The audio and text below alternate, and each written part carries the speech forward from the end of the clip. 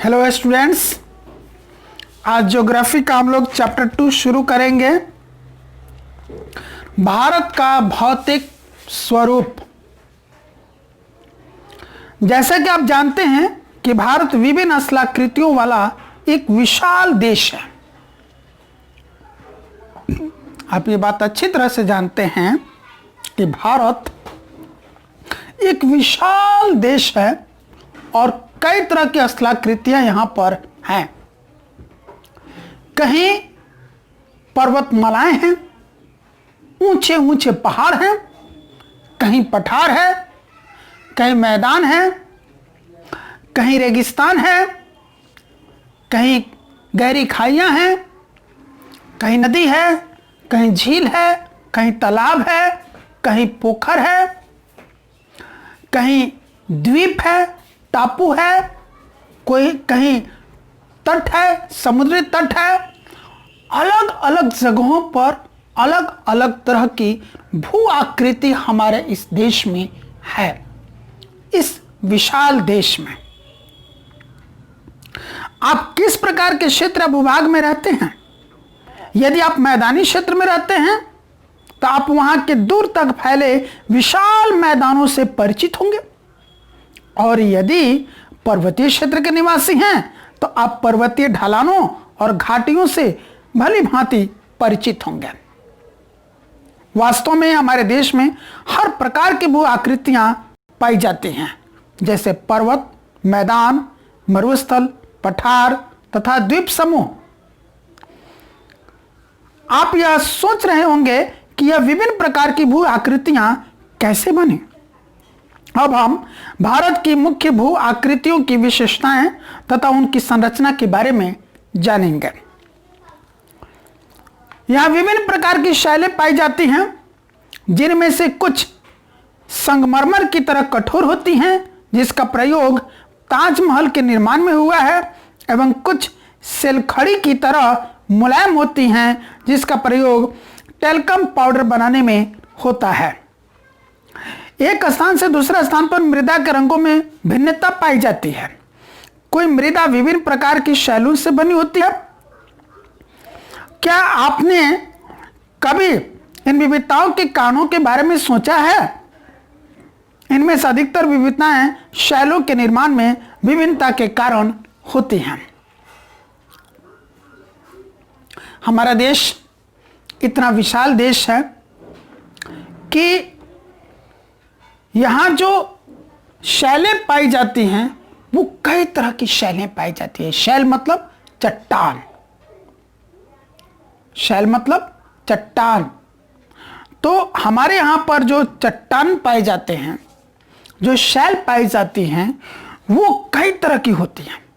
उनमें से कुछ शैल यानी कि कुछ चट्टान ऐसे हैं जो संगमरमर की तरह कठोर होते हैं, उस संगमरमर की तरह जिस संगमरमर का प्रयोग ताजमहल बनाने में हुआ है।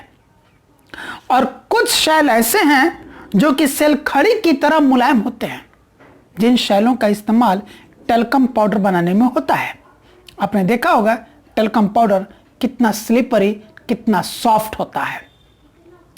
तो कुछ ऐसे भी शैल हैं सेलखड़ी की तरह जो बिल्कुल सॉफ्ट हैं, मुलायम हैं, और कुछ ऐसे भी हैं संगमरमर की तरह हार्ड, जैसे हार्ड संगमरमर का प्रयोग किया गया है ताजमहल बनाने में। इतना ही नहीं, यहां तक कि हमारे देश के अलग अलग जगहों की जो मिट्टी है वो अलग अलग रंगों की है। कहीं काली मिट्टी है, कहीं लाल मिट्टी है, कहीं पीली मिट्टी है ना, कहीं बलुआई मिट्टी है। अलग अलग जगहों की मिट्टी बिल्कुल अलग अलग तरह की है। उसका रंग अलग है, उसका गुण अलग है। अब मन में यह प्रश्न उठता है कि हमारे देश में आखिर अलग अलग जगहों के शैल अलग अलग तरह के क्यों हैं? क्यों कहीं के शैल कठोर है, अति कठोर है, मध्यम कठोर है, कम कठोर हैं, या कहीं के बिल्कुल ही मुलायम है? क्यों कहीं की मिट्टी लाल है, कहीं की काली है, कहीं की पीली है, कहीं की चिकनी है, कहीं की बलुआई है? ऐसा क्यों? ऐसा इसलिए है क्योंकि इनके निर्माण में विभिन्नताएं हैं। ये अलग अलग तरह की मिट्टी का निर्माण अलग अलग तरह के शैलों से हुआ है। चूंकि अलग अलग मिट्टी का निर्माण अलग अलग तरह के शैलों से हुआ है, तो जाहिर सी बात है कि उन अलग अलग मिट्टियों की जो क्वालिटी होगी, उनका जो गुण होगा, उनका जो रंग होगा, वो अलग अलग होगा। और चूंकि अलग अलग शैलों का निर्माण अलग अलग तरीके से हुआ है, तो वो शैल भी अलग अलग गुण वाले होंगे। भारत एक विशाल भूभाग है। इसका निर्माण विभिन्न भूगर्भीय कालों के दौरान हुआ है, जिसने इसके उच्चावचों को प्रभावित किया है। भूगर्भीय निर्माणों के अतिरिक्त कई अन्य प्रक्रियाओं जैसे अपक्षय, अपर्दन तथा निक्षेपण के द्वारा वर्तमान उच्चावचों का निर्माण तथा संशोधन हुआ है। भारत एक बहुत ही विशाल देश है, और इस विशाल देश का निर्माण रातों रात नहीं हुआ है, कई सारे कालों में हुआ है, और हर काल में अलग तरह का निर्माण हुआ है। कुछ निर्माण अपर्दन की वजह से हुआ है, कुछ निक्षेपण की वजह से हुआ है, कुछ अपक्षय की वजह से हुआ है, और कुछ अन्य गतिविधियों की, प्राकृतिक गतिविधियों की वजह से हुआ है। इसीलिए हमारे देश में इतनी विभिन्नताएं पाई जाती हैं। कुछ प्रमाणों पर आधारित सिद्धांतों की सहायता से भूगर्भ शास्त्रियों ने इन भौतिक आकृतियों के निर्माण की व्याख्या करने की कोशिश की है। इसी तरह का एक सर्वमान्य सिद्धांत प्लेट विवर्तनिक का सिद्धांत है। इस सिद्धांत के अनुसार पृथ्वी की ऊपरी परपटी 7 बड़ी एवं कुछ छोटी प्लेटों से बनी है। यहां पर कुछ ऐसे प्रमाण भी हैं जिससे यह पता चलता है कि हमारी जो भू आकृति है उसका निर्माण प्लेट सिद्धांत पर हुआ है। पहले आपको याद दिला दूं कि जब पृथ्वी की जो बनावट है, ये हमारी पृथ्वी है लगभग गोलाकार है ना, जो साइड से देखने पर अंडाकार लगती है और ऊपर और नीचे से देखने पर संतरे के आकार की लगती है। तो कुल मिलाकर के लगभग पृथ्वी का आकार क्या है जी, गोलाकार है। और ये 3 मुख्य भागों में बटी हुई है। इसकी अगर आकृति अंदर तक बनावट, सतह से अंदर तक की बनावट को देखें तो 3, इसको कहते हैं क्रोड, इसको कहते हैं मेंटल, और इसी को कहते हैं भूपरपटी।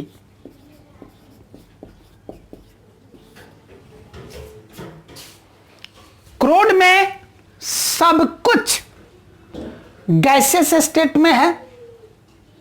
इतना हाई टेम्परेचर हम अर्थ सरफेस से, धरती की सतह से जैसे जैसे हम नीचे जाते हैं, अंदर की तरफ जाते हैं, वैसे वैसे जो टेम्परेचर है, तापमान है, वो बढ़ता चला जाता है। तो इस क्रोड में, पृथ्वी के क्रोड में इतना अधिक टेम्परेचर, इतना अधिक तापमान है कि सब कुछ यहां पर गैसीय अवस्था में है। लेकिन चूंकि उसके ऊपर से मेंटल और भूपरपटी का दबाव है, हाई टेम्परेचर की वजह से वो सब के सब गैसेस स्टेट में है, लेकिन ऊपर से मेंटल और भूपरपटी का जो प्रेशर है वो बहुत ही हाई प्रेशर है। उस हाई प्रेशर की वजह से वो गैसेस स्टेट में नहीं होकर के वो लिक्विड स्टेट में हो जाते हैं।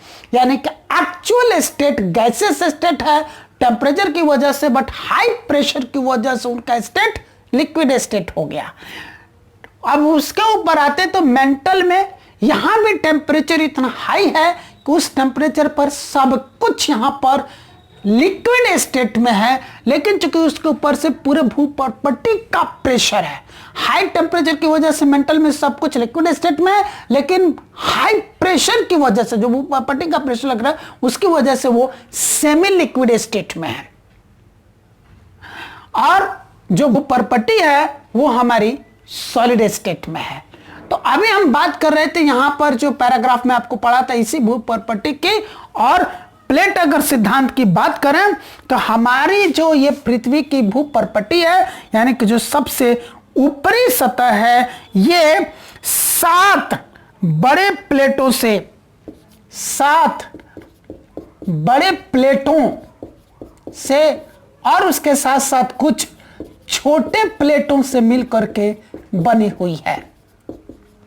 यानी कि भूपर्पट्टी का निर्माण ठीक वैसे हुआ है जैसे कि एक दीवार का निर्माण होता है। आपने राजमिस्त्री को देखा होगा दीवार बनाते हुए, कैसे बनाते हैं, एक ईंट यहां से शुरू करते हैं, ये एक ईंट, फिर इसके बगल में एक ईंट, फिर इसके बगल में एक ईंट, फिर इसके बगल में एक ईंट, फिर इसके बगल में एक ईंट, ऐसे जोड़ देते हैं। अब इसकी जब ऊपरी लाइन की बारी आती है, ऊपरी कतार की, तो वहां पर ये कुछ ईंट ऐसे लगाते हैं, ये ईंट,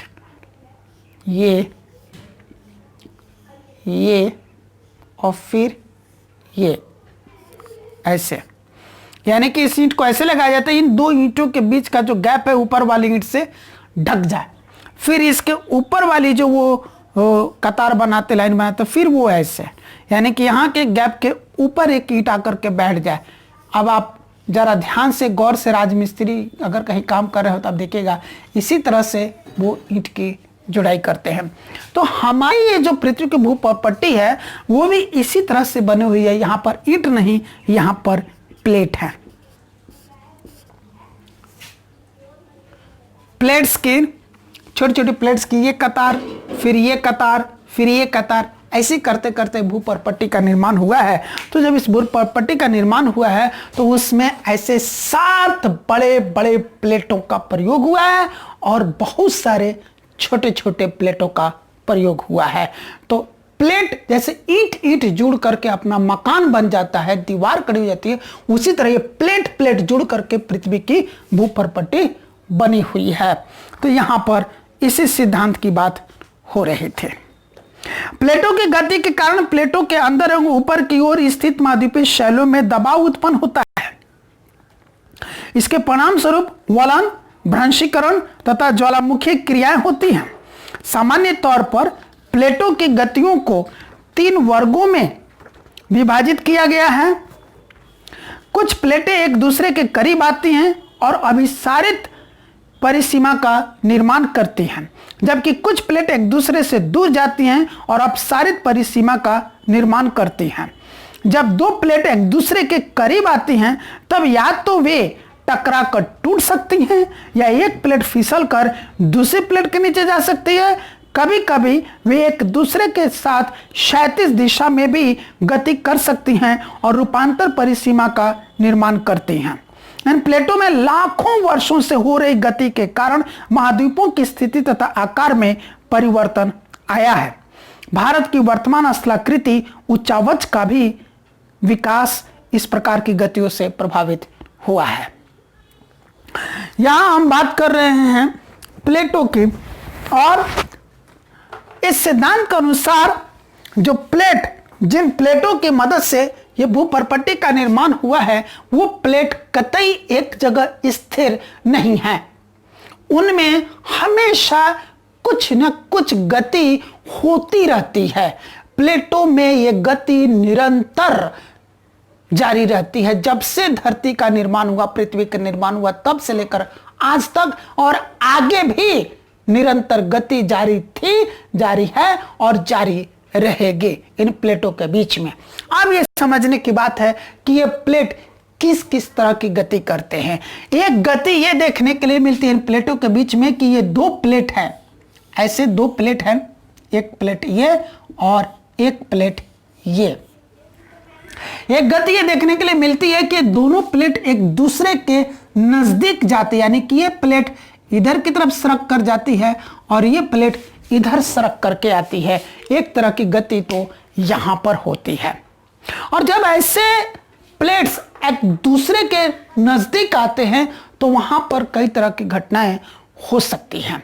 हो सकता है कि ये मान लीजिए ये 2 प्लेट हैं और ये 2 प्लेट एक दूसरे की तरफ ऐसे गति कर रहे हैं, तो हो सकता है कि प्लेट, क्योंकि यहां पर उनके प्लेटों के बीच में फोर्स ऑफ अट्रैक्शन, आकर्षण बल लगता है, और वो आकर्षण बल जैसे जैसे उनके बीच की दूरी घटती जाती है वो आकर्षण बल बढ़ता चला जाता है। यानी कि जब ये प्लेट्स दूर थी तो धीरे धीरे गति कर, जैसे जैसे नजदीक आते उनकी गति बढ़ती जाती है और नजदीक आकर के गति तेज हो जाएगी। तो जब तेज गति हो जाएगा, ऐसा आकर टकराएंगे, तो एक सिचुएशन ये हो सकता है कि ज्यादा जोर से टकराने की वजह से ये चकनाचूर हो जाए। अगर हम 2 ईंट ले ले और 2 ईंट को ऐसे लेकर के आए और ऐसे आपस में टकराए तो ईंट चकनाचूर हो सकते हैं, टूट सकते हैं। तो ये प्लेटें टूट सकती हैं। एक तो ये चीज देखने के लिए मिल सकती है।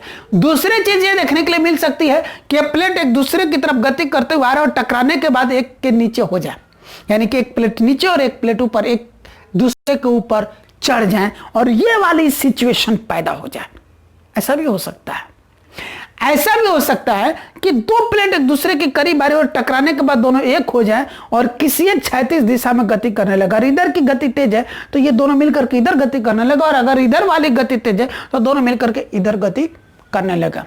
यानी कि एक साथ ये दोनों मिलकर के क्षैतिज गति हॉरिजॉन्टल मूवमेंट करने लगा। या फिर एक प्लेट दूसरे प्लेट के नीचे आ जाए, इस तरह से चढ़ जाए, या फिर टकरा करके ये चकनाचूर हो जाए, प्लेट्स टूट जाए। ऐसा सिचुएशन हो सकता है। तो एक तरह की मूवमेंट ये होती है। दूसरे तरह की मूवमेंट होती है कि यह एक जो प्लेट है और ये एक प्लेट है, अब ये दोनों एक दूसरे से दूर जाते हैं, यानी कि ये प्लेट इधर गति करके जाती है और ये प्लेट इधर गति करके जाती है। तो दूसरी तरह की गति ऐसी होती है। पहली तरह की गति हो गई, ये दूसरी तरह की गति हो गई।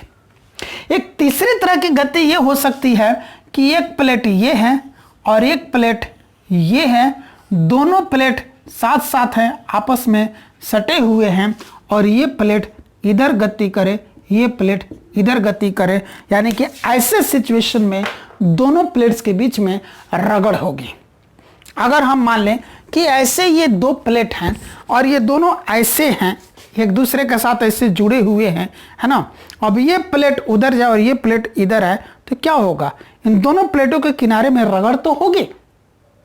तो इस रगड़ की वजह से भी कुछ न कुछ तो होनी या अनहोनी हो ही जाएगी। तो इस तरह की गतियां ये प्लेट्स जो हैं आपस में करते हैं, और इन गतियों की वजह से ही क्या हो रहा है कि ये जो पृथ्वी के ऊपर महादेश बने हुए हैं, उन महादेशों की आकृति में, उनके आकार में लगातार परिवर्तन होता रहता है, और उनकी स्थिति, उनके पोजीशन में भी लगातार बदलाव होते रहता है। उनकी आकृति में भी लगातार बदलाव होते रहता है, और उनके पोजीशन, उनकी स्थिति में भी बदलाव होते रहता है। एग्जाम्पल के तौर पर इन्हीं प्लेट्स की वजह से आपको बता दें कई तरह की जो अनहोनियां हो जाती है, जैसे कि भूकंप। इन्हीं प्लेट्स के मूवमेंट की वजह से कई बार भूकंप आते हैं। इन्हीं प्लेट्स के मूवमेंट की वजह से कई बार कई जगह ज्वालामुखियां फटती है। और सबसे बड़ी एक घटना आपको हम याद दिलाते हैं, इन्हीं प्लेट्स के मूवमेंट की वजह से जब होती है, जब आज से बहुत समय पहले इस पृथ्वी पर सिर्फ 2 महादेश थे। इस पृथ्वी पर सिर्फ और सिर्फ 2 महादेश थे, और एक महादेश था गोंडवाना लैंड, यानी कि ये थी हमारी पृथ्वी, और पृथ्वी के ऊपर एक महादेश इधर था जिसका नाम था गोंडवाना लैंड, और दूसरा महादेश यहां पर था ऐसे बना हुआ, और ये था एशियाना लैंड। ये 2 महादेश, गोंडवाना लैंड और एशियाना लैंड।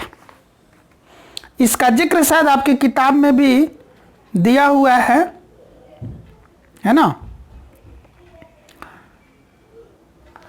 इस एशियाना लैंड को यूरेशियन प्लेट भी कहते थे। यूरेशियन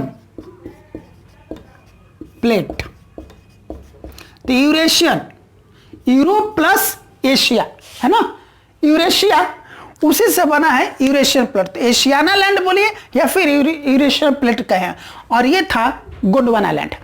गोंडवाना लैंड में जो शामिल थे उस समय अपना भारत, ऑस्ट्रेलिया, दक्षिणी अमेरिका, दक्षिणी अफ्रीका, ये सारे एक साथ जुड़े हुए थे और एक महादेश थे गोंडवाना लैंड के रूप में, और बाकी जो बच गए एशिया, यूरोप, उत्तरी अमेरिका, ये सारे मिलकर के एक महादेश थे, एशियाना लैंड या यूरेशियन प्लेट। तो ये दो महादेश थे। इन दो महादेशों के बीच में जो खाली जगह थी, यहां पर महासागर था, बहुत बड़ा महासागर था, और उस महासागर का नाम था टेथिस सागर।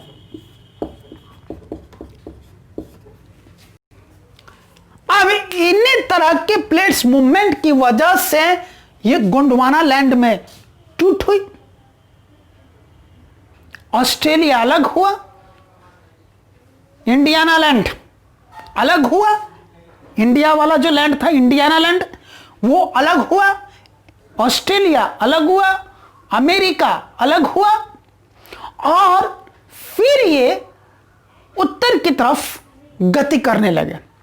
सबसे ज्यादा मूवमेंट देखने के लिए मिली जो ऑस्ट्रेलिया और इंडियाना लैंड ये था, ये अब एशियाना लैंड की तरफ, यूरेशियन प्लेट की तरफ गति करने लगे। और जब ये प्लेट्स ऐसे गति करने लगे तो क्या हुआ, बीच में टेथिस सागर था, और उस टेथिस सागर के ऊपर तो लाखों करोड़ों साल से पानी समा था। जाहिर सी बात है नीचे की मिट्टी गीली हो गई, और जब प्रेशर पड़ने लगा तो नीचे की जो गीली मिट्टी थी वो प्रेशर की वजह से ऊपर उठने लगे, वो ऊपर उठने लगे, और ये दोनों ही पार्ट इंडियाना लैंड और एशियाना लैंड आपस की तरफ आने लगे। इंडियाना लैंड ध्यान रखिएगा गोंडवाना लैंड का हिस्सा था, तो ये ऐसे आने लगे, और आने के बाद बीच का हिस्सा ऊपर उठने लगा, और फिर जबरदस्त टकराहट भी हुई।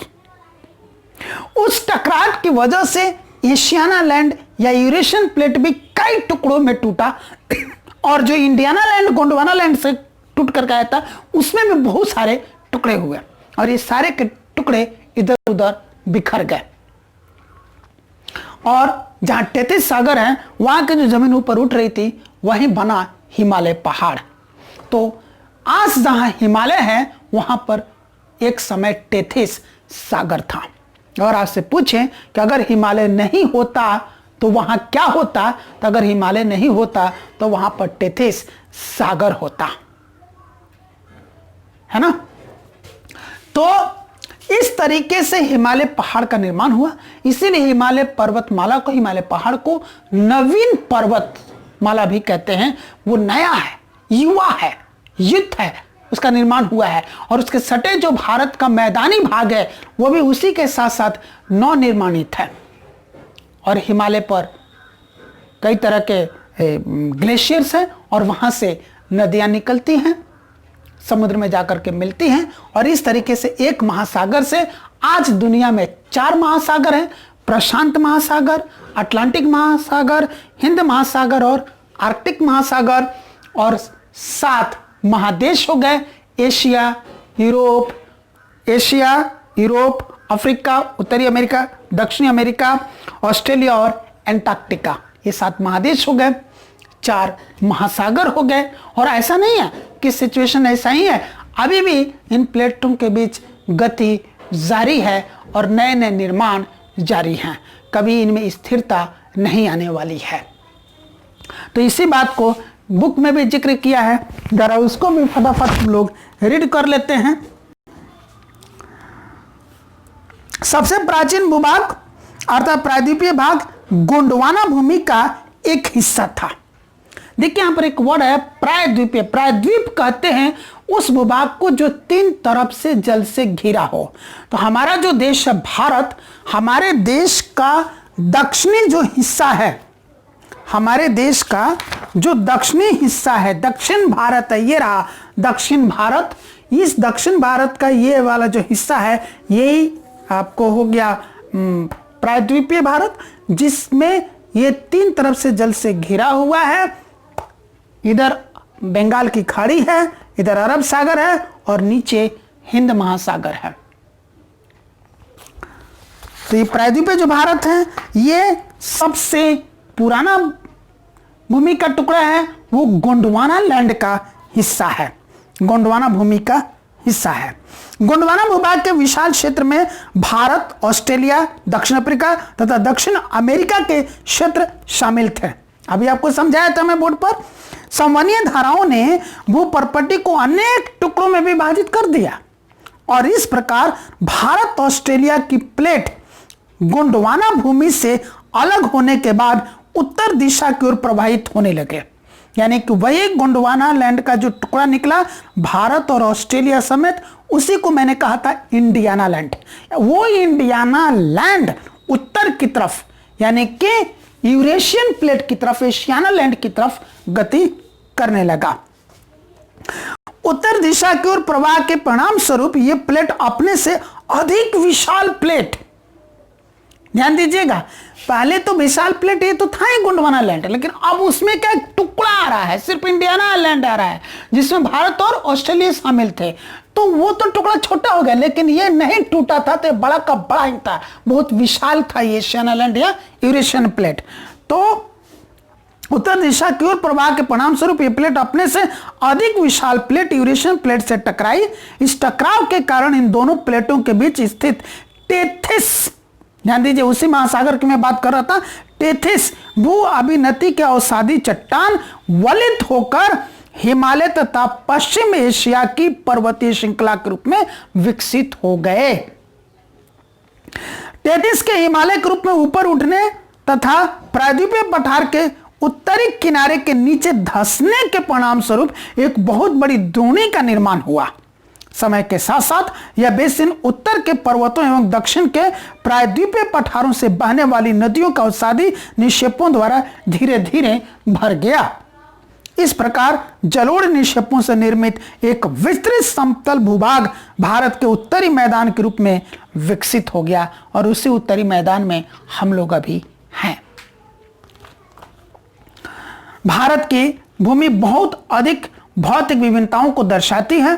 भूगर्भीय तौर पर प्रायद्वीपीय पठार पृथ्वी की सतह का प्राचीनतम भाग है।